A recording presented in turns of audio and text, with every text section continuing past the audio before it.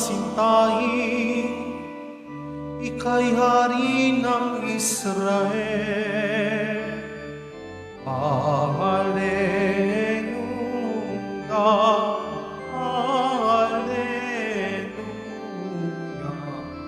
hallelujah, hallelujah.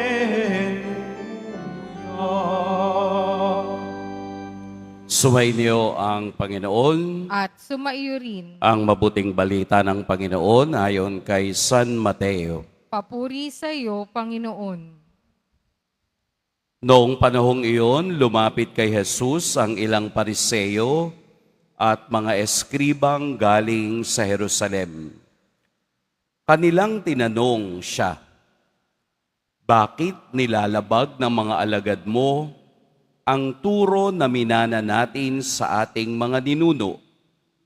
Kumakain sila nang hindi muna naguhugas ng kamay ayon sa paraang iniutos." Pinalapit ni Jesus ang mga tao at kaniyang sinabi, "Makinig kayong lahat at unawain ang aking sasabihin. Hindi ang pumapasok sa bibig ng tao, kundi ang lumalabas ang nakapagpaparumi sa kaniya sa mata ng Diyos." Lumapit ang mga alagad at kanilang sinabi, "Alam ninyo, nagdamdam po ang mga Pariseo sa sinabi ninyo." Sumagot siya, "Bubunutin ang bawat halamang hindi itinanim ng aking amang nasa langit. Hayaan ninyo sila.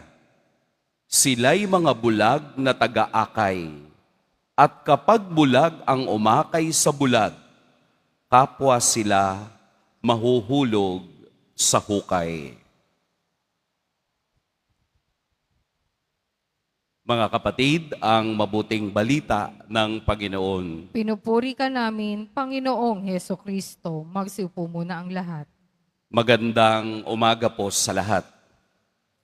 Atin pong pag-usapan ang Ebanghelyo sa umagang ito.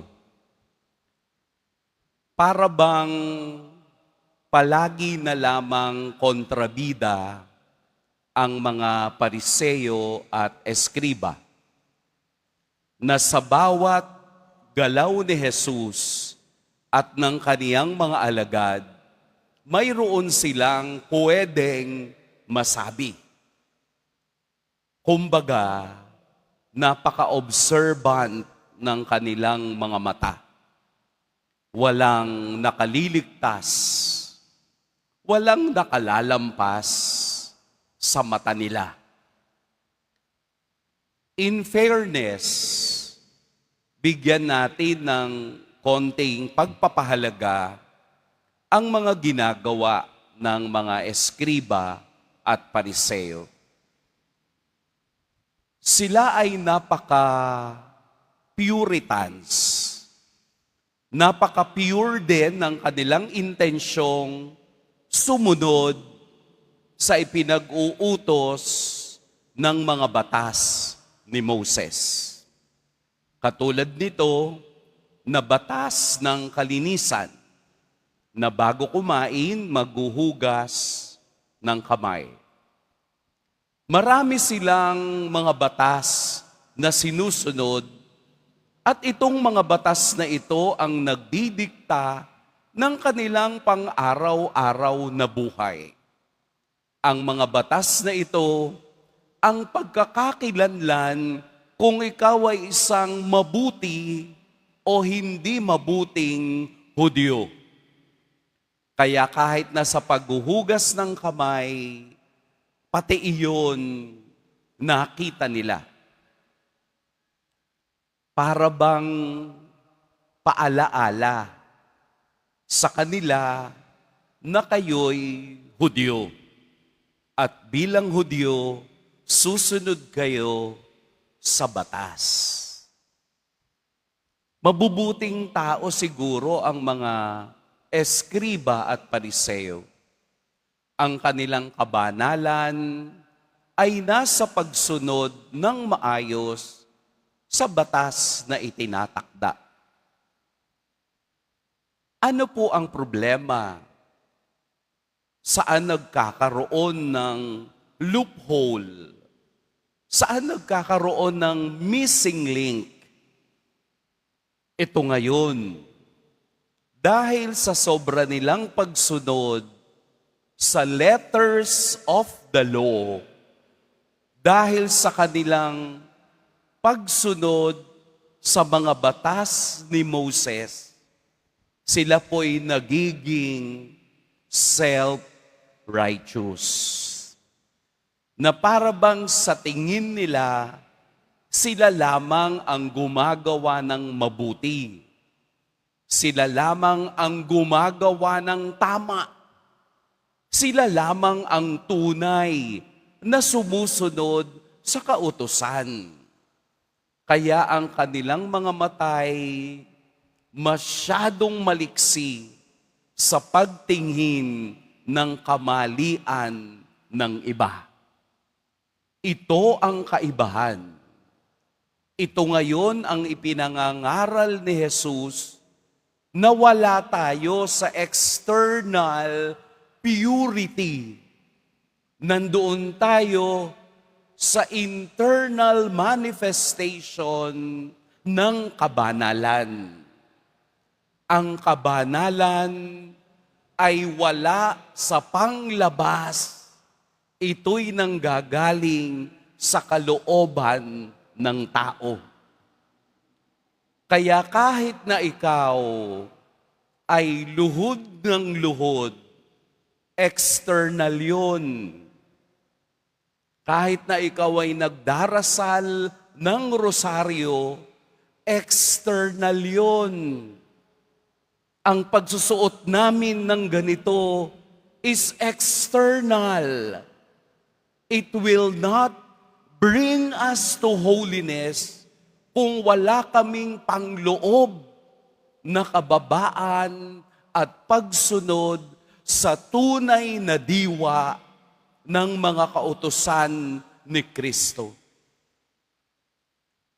Lahat tayo natatrap sa ganitong mindset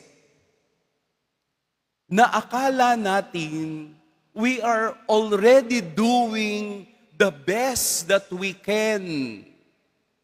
Pero in reality, ang tigas-tigas ng ating puso sa kasalanan, ang dali-dali nating humusga sa kapwang ating nakikita, pero hindi natin kayang yumakap sa kamalian na nagagawa ng iba.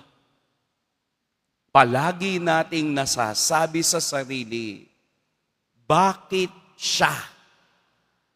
Pero never or seldom nating masisi na bakit ako. Palaging palabas ang ating tingin at hindi natin tinitingnan ang sarili nating kabanalan. Ito ang nais ipamanhik ni Jesus sa Ebanghelyo. Hindi ang pumapasok sa bibig ng tao, kundi ang lumalabas ang nagpaparumi sa kanya. External observances versus inner purity. Yung external, yung itsura natin ngayon ay dapat bunga lamang kung ano yung ating nasa sa loob, not the other way around. Dapat kung ano tayo sa labas, ito'y bunga ng ating kalooban. Kung banal ang iyong puso at banal ang iyong pagkatao sa pagsunod kay Kristo, it is manifested sa mga bagay na ginagawa natin panglabas. Katulad ng mga eskriba at pariseo, maging observant din tayo sa sarili nating kamalian. Baka tingin lang ako ng tingin sa iba, ako pala mas maraming mali na ginagawa. Kaya si Kristo'y nagpapahayag ng katotohanang ang nanggagaling sa loob ang nagpaparumi sa tao. Useless ang mamahaling shampoo kung tayo'y mapanghusga sa iba. Useless ang mga damit na may tatak kung hindi mo naman kayang magbahagi sa iba.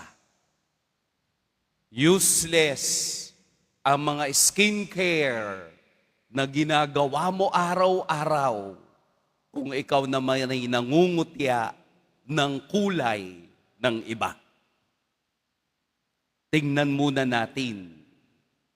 Tayo'y sumalamin sa sarili nating kamalian upang makita natin ang nais ng Diyos sa araw na ito.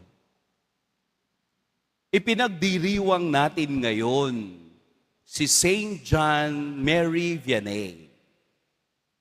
Siya po ang tinaguriang Cure of Ars. Ang kura ng Ars, isang lugar sa France na malayo sa bayan. Pero he dedicated himself sa banal na pangungumpisal at sa maraming oras na ginugol niya dito upang maging extension ng pagmamahal ni Kristo. Pero bakit siya naging banal? Bakit siya nakilala? Hindi dahil sa kaniyang talino. In fact, mahina nga siya sa subject na Latin. Hindi niya kayang sumabay sa kaniyang mga matatalinong mga kaklase. Pero nakitaan siya ng kabanalan. Isang pagpapakita na ang lahat ng ating limitasyon ay hindi pwedeng humadlang sa kagustuhan ng Diyos na tayo'y maging banal. Ipagdasal po ninyo ang mga kilala ninyong pari dahil si Saint John Mary Vianney ang patron ng mga pari. Kaya nga sinabi ni Saint John, the priesthood is the heart of Jesus. Maging extension sana nawa kami ng pag-ibig at awa ng Diyos sa banal na sakramento ng kumpisal. Kung mayroon tayong nasasabing masama sa ating mga pari, siguro, meron din tayong masasabing mabuti. Huwag na lang puro masama. Let us encourage yung mga kilala ninyong paring magpatuloy sa ministeryo, magpatuloy sa paglilingkod, dahil ang banal na Eucharistia ang siya lamang maghahatid sa atin sa kabanalan sa harap ng Diyos. Si San Juan Maria Vianney ay halimbawa ng paglilingkod ng tahimik pero nangangamoy ang kabanalan sa Kanya. Holiness is far more in love and goodness than cleverness. Hindi talino ang hinahanap ng Diyos sa kaniyang kaparian. Ang hinahanap ng Diyos ay kabanalan.